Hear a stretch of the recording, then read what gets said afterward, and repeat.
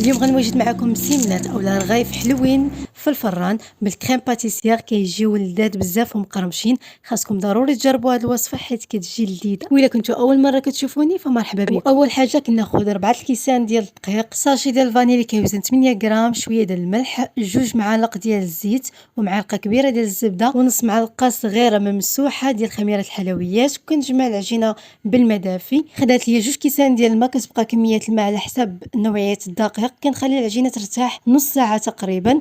كندوزو الكريم باتيسير اللي غنحتاج فيها 2 كيسان ديال الحليب، 2 معالق ديال السكر، ساشي ديال الفاني، و3 المعالق كبار عامرين من مسحوق كريم باتيسير. كندير كلشي فوق العافيه حتى يعقد. القوام ديال الكريم باتيسير خاصو يكون عاقد بزاف باش ما تسيحش لكم في الفران. من بعد ما ارتاحت العجينه غنشكلها على شكل كويرات وغنسرحهم بالزبده والزيت حتى يبان لنا سطح العمل. وضروري بالاستعانه بالزبده والزيت باش يجيو مورقين.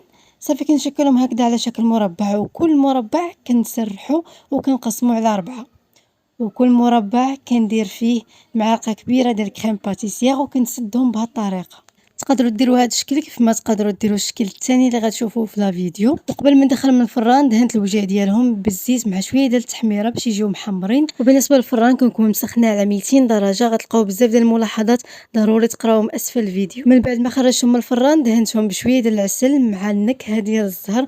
تقدروا ما تضيفوش النكهه ديال الزهر الا ما كانتش كتعجبكم، كيجيو لذاذ بزاف.